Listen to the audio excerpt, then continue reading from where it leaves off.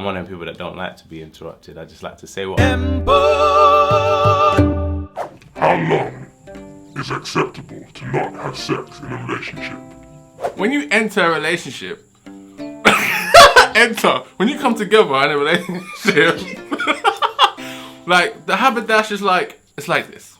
There are certain people who are religious, so they're like, no sex before marriage. Those people should stick together. I'm talking about the rest of us. When you get into a relationship, it's kind of suggested that after a while, once you guys are comfortable, you're going to have sex. And I feel that if you go longer than a year without sex, whether you're in a relationship or not, that's when you become like an action man figure. And you might as well not have a penis.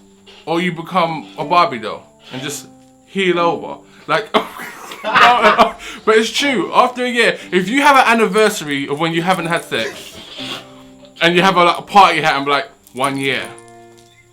That's unacceptable. So what's an acceptable length of time to go with no haberdashery in a relationship? I think, my voice is going. I think once you're comfortable in a relationship, it should be an everyday thing. It's like a full stop. Like full stop on the day, you go to bed. That's what I think. A healthy relationship is healthy mentally, emotionally, and physically.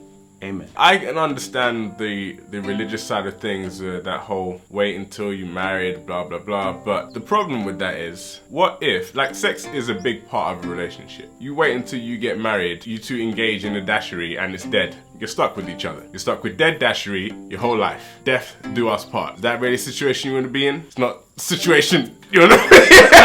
You know when you come together? See, that's why dating is essential, and getting into a relationship too quickly is bad, because you need to realize what type of person you're getting into a relationship with. If you're all about the haberdashery and you go on the first date and the girl's like, I think sex is bad, you know she'll be planking in the bed when she does have to. Are you done? Okay, I made you wait a year. You should know from that first date, no. Anyone that goes on a date with me should just know I'm about the dashery. I want to make a factory. I want to be the Ralph Lauren of this. You don't have the answer, Sway. What's your clothing line, Sway? You don't have a clothing line. You don't have the answers. Not everybody is sexually compatible. Now you might be a 5 on the Richter scale, and you're trying to mess around with a 2000, there's going to be a problem for you. You're not going to be able to keep up with all of that. If you go into somebody's house and they've got whips, chains, and handcuffs in the drawer, but you're the kind of vanilla ice cream haberdashery, that might not be a good set. That might not be, I know the bus one, isn't it? That might not be a good situation for you to be in. To answer the question, 3 months. That's the longest I'll wait. After 3 months, that's like a season. That's a season. First trimester. That's what I'm saying. That's a season. If I look outside, then the weather changes, and we. I think 3 months is a perfectly good average wait time for haberdashery. If it happens sooner or later, it's relative to the relationship. So long as the relationship is moving in the right direction and everything feels like it's working, then the haberdashery should also be a good situation to be in when you're in it. That's what I can say. On a serious note, don't make people wait unnecessarily. If you're not ready, you're not ready. But if you just feel like I'm gonna play this game with this guy, you're gonna make it worse for yourself, because guys, they wanna know, they wanna go there, and if you make him wait unnecessarily and he feels like he's being tested, then when he gets it, he's gonna have like a negative response afterwards. Even if he enjoyed it, he's gonna be like, you made me wait. So, and he's gonna leave. Do you know how many months Alicia Keys made me wait?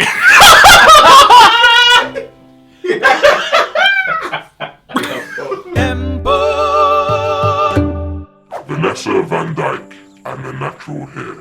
African-American teenager Vanessa VanDyke has recently been bullied at school by the organization itself for having natural curly hair. School requested that she straighten and shape her hair or she faces expulsion, if that's a word. Faces being expelled, that's another way to put it. She's just a young kid. On site, Van Dyke. This beautiful young mixed race girl. Oh my God, blood. Nah, you can't. Keep going. Flying that flag, boy. Vanessa VanDyke. She plays the violin. She got beautiful bushy hair, like mine, that's under the hat. And they tell her she got to shape it, like what? What are they hating for? This is a private school in America, and they're like, your hair is distracting the rest of the classmates. What hair you mean? The Black Pete type of hair? Is that what you're trying to say? What type of hair you mean? It's curly. You know you want to say the N-word. Just say the N-word. When I first heard the story, I couldn't believe the nonsense. I mean, how are you going to tell a child, or anybody for that matter, that just has natural, normal hair, that they either need to change it because it's too distracting or leave the school indefinitely? What is that about? Is this still what we're living in? I get this is a private school, and that's the funny thing actually. When I heard it was a private school, I was not at all surprised. Now, problems like this occur because not enough people support what naturally occurs to them. So this is my plea to women of all different races. Please look like what God made you to look like. When you look like this, it doesn't surprise and distract other people because they are aware of what you look like. X Factor's rough copy. Every little step I take. So there's this group on X Factor called Rough Copy. 3 Black Pete looking dudes. And they did a 90s kind of tribute. What was the songs? Vibe and Vibe. Every little step I take. And Every Little Step I Take. I just found it funny that Louis was planking through the whole just... Everyone else, kind of feeling it. He's like... He was not feeling it, but he didn't want to be there. And then Sharon looked like a witch. She's like, oh, there's an Eye of Newt here. You got a backpack on. It was just very weird. And apparently they've been talking about being stereotyped, right? Yeah. Don't come on the stage wearing backpacks and chains. Don't come out doing Bobby Brown songs and R. Kelly songs. Just don't do it. You could have done Smells Like Teen Spirit from the 90s. Bam. No stereotypes. I'm not good at names. These guys are under the mentorship of Barry Manilow. Yeah. Because I ain't good at names. So Barry Manilow is their mentor. He be sitting on the chair. Yeah, everything's great.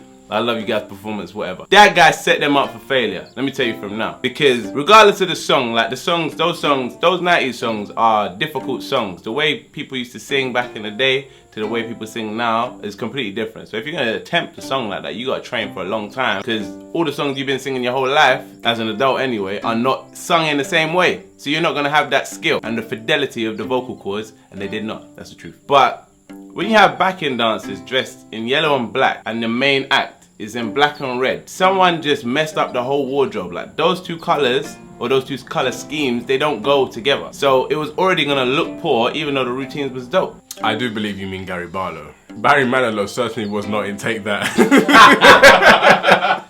Barry Manilow was doing dang, man. There was some question about whether or not they had been stereotyped, and I think the boys themselves raised this question. But it's like they've raised this question and they haven't looked within their own camp. I don't know who chose the song, but at this point in the competition, if it was just an audition, I would assume that they chose the song. But at this point in the competition, I believe Gary Barlow.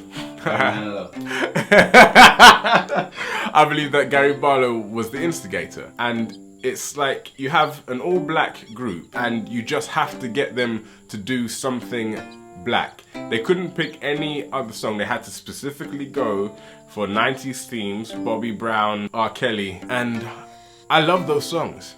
I really do, but it wasn't necessary. Sharon Osbourne mentioned that they need to stop all the skipping and hopping and jumping around, and she's very, very valid in saying this because their voices couldn't handle all of that. They didn't have the training for it. Back in the day, when Bobby Brown, R. Kelly, Usher, all those guys are on stage and they're jumping around, dancing, and they're still singing and holding it all together, it's because they trained for that. I come on, we're all thinking it.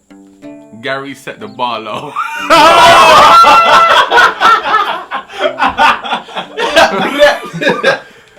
I mean, Rough Copy is a fitting name for them. For real, they're a rough copy of something that was good. Also, as much as I love those songs and you know there's iconic moments and stuff, I'll tell you one iconic moment that should have never happened. Hey girl! Really? That was emotional. The face, like obviously bro, I know you're enjoying yourself. Like you're in a blessed position to be on the stage singing them songs. Like that's a blessing. Even if you don't win the competition, no one can't take that away from you that you on stage, done in the dance, doing that 90s thing. But like, That was a cringe moment, boy. It was a lot. And like, obviously, yeah, the training weren't there and it was never gonna be there. It's not like a couple months or a couple weeks thing. That's a year's thing. Like, you have to be seasoned to be able to do that kind of stuff. And I just felt like these guys were running out of breath with every little step they took. And this just goes to prove that Gary Barlow doesn't care about black people.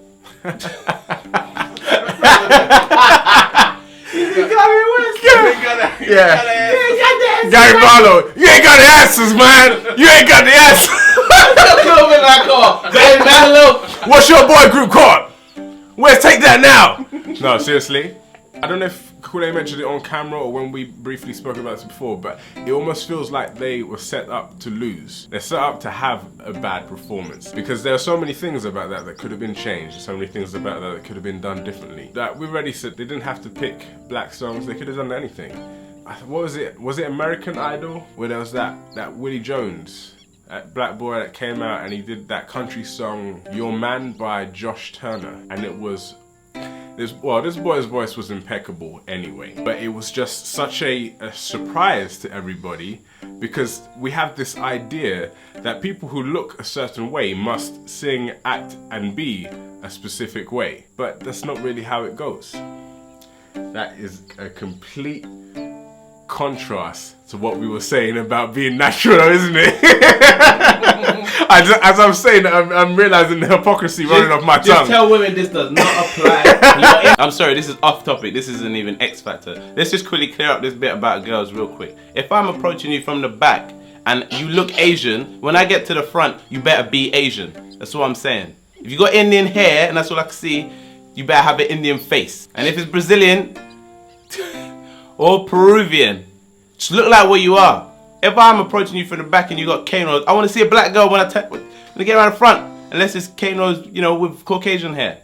I need to know from every angle that you are what you say you are. Yeah. Every little step I take. And this week's sacrifice, tit milk.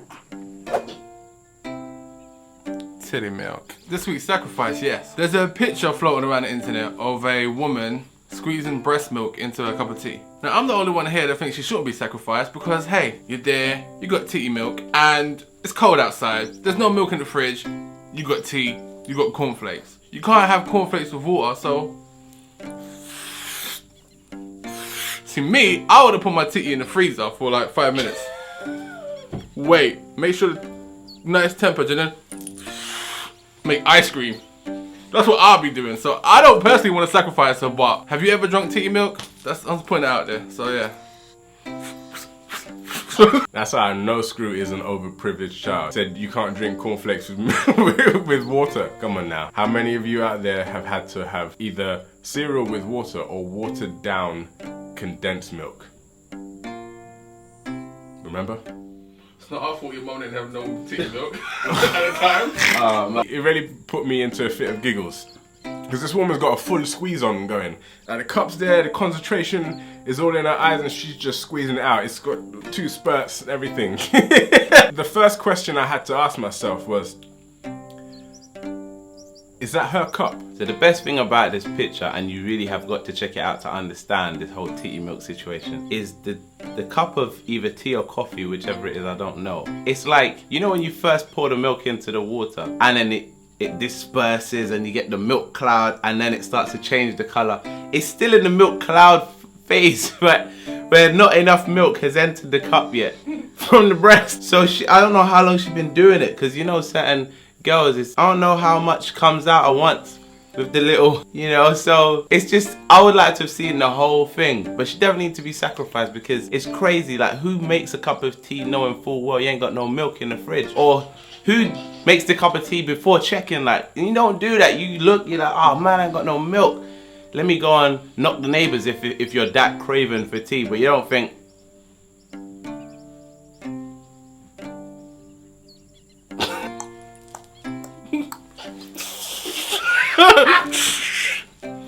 You're eating Cocoa Pops and the milk's not quite brown. Like, I don't. Here's a question. If you saw a picture of somebody you knew putting their breast milk into a cup of tea, if you're over the house, do you eat anything in the house? Because you don't know what she's putting in your food. But oh yeah, you fancy a tea? You just look at her like, oh. You gotta check her fridge. She's got real milk, boy, because she's got her nipple all in your tea. And you don't need that.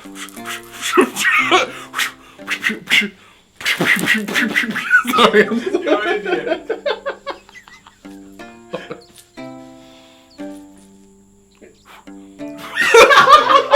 And I don't even have a problem with the drinking of breast milk. It's natural, it comes from us. I hear it tastes like cantaloupe melon. I like cantaloupe melons. But I still had to wonder if it was her cup. Because really, I'm gonna assume it was, but what if you're at somebody's house, you say, can I have a cup of tea? They're like, sure.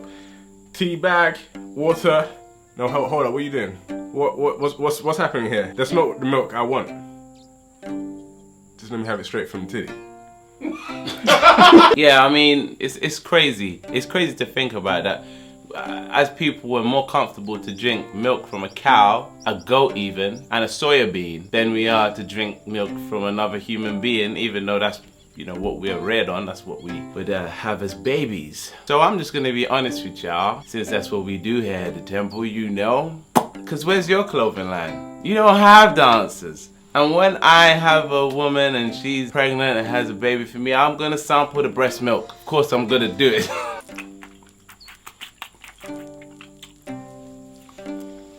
Right.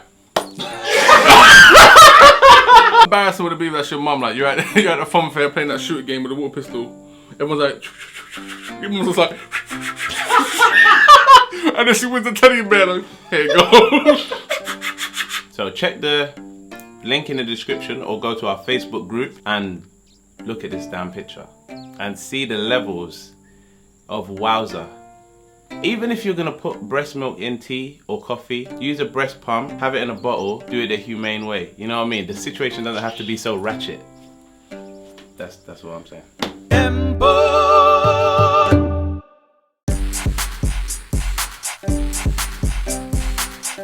Women who are avoiding looking the way they naturally should. And it's just promoting this idea that you have to be something else in order to fit in. In order to fit in? In order to fit in. To fit in. You want to fit in? You want to fit in? You come see me. You me. You fit in. You fit in. Alright, beans.